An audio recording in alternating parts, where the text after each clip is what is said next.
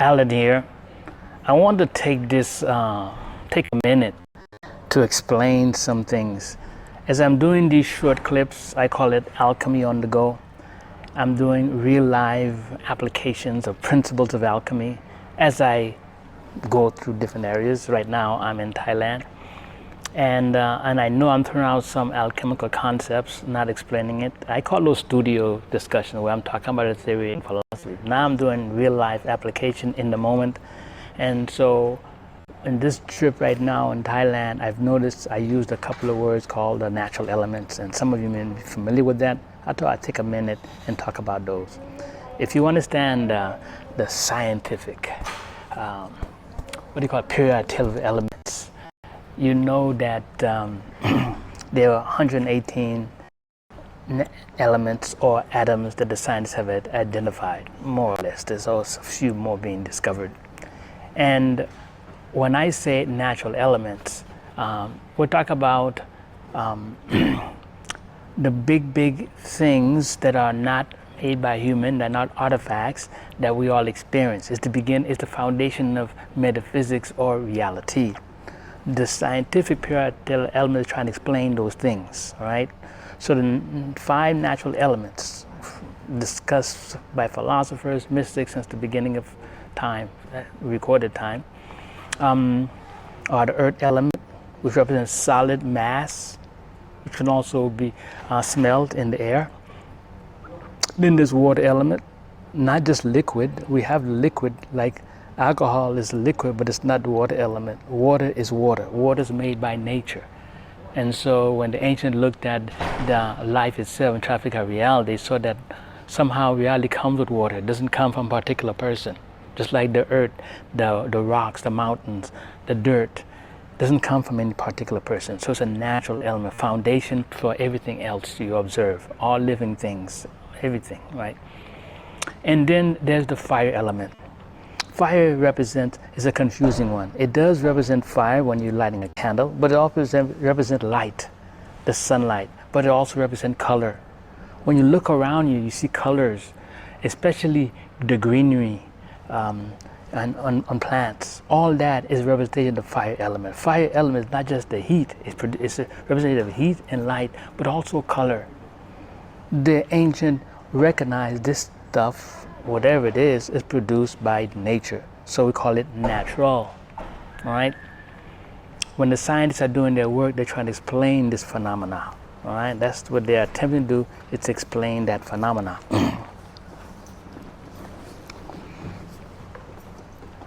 That's the 3.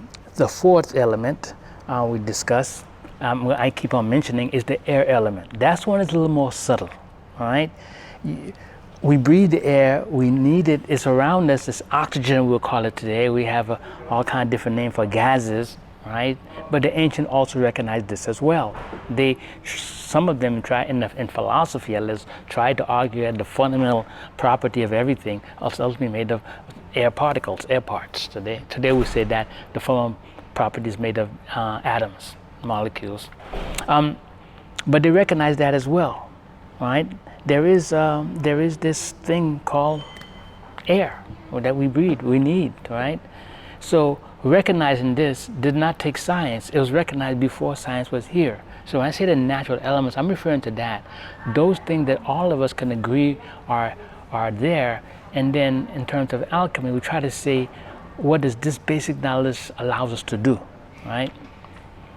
The last one, the most subtle, more subtle than air itself, is called the ether. And that one is always difficult. Many scientists took a lot of their energy and time to destroy the idea of the ether. And the basic meaning of ether is space, spaciousness, right? Remember the great scientist Albert Einstein. At first, his general theory of relativity made throughout the idea of the ether. We don't need to appeal to an ether to explain the world, he claimed. But later, when he looked at his general theory of relativity in detail, he realized it was incomplete. He needed to add, there was some problem he could not solve with the theory. He saw there was a big problem in his own theory. And he went back and argued and tried to prove that the ether exists. And he argued that so that he can make his theory more complete.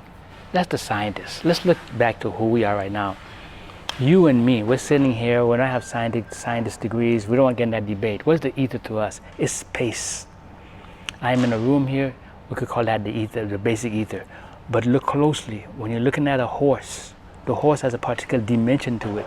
You could say the horse is made of the earth element, the water element, the fire element, the heat of its body, and even the air element. It breathes, right? But look at the shape. Where does the shape come from? The fundamental idea behind the ether is shape, or what some of the philosophers call the form. How do you get that form? How do you get that particular shape? How do you get the shape of the organs and the shape of the stomach, and how do you get the shape of all these things going on?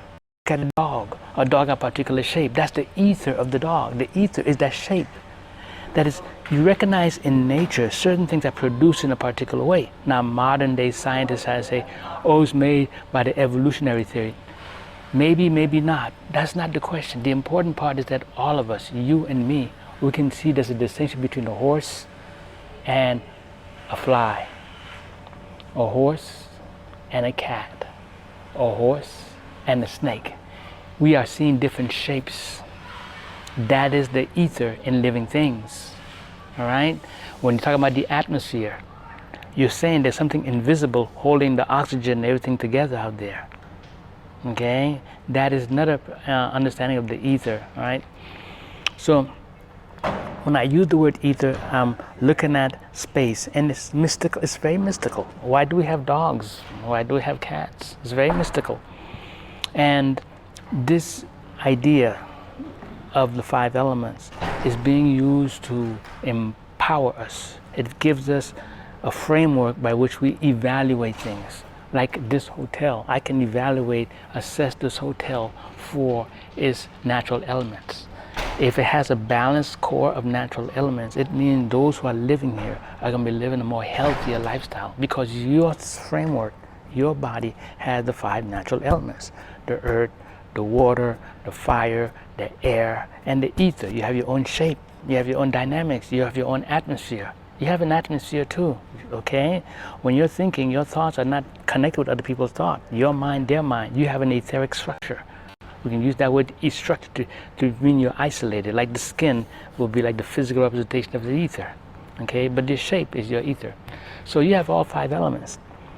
And the grand idea behind living in a balanced environment is that if all five elements are supported, you live a very healthy, a radically healthy life. Of course, in today's world, this is not really possible.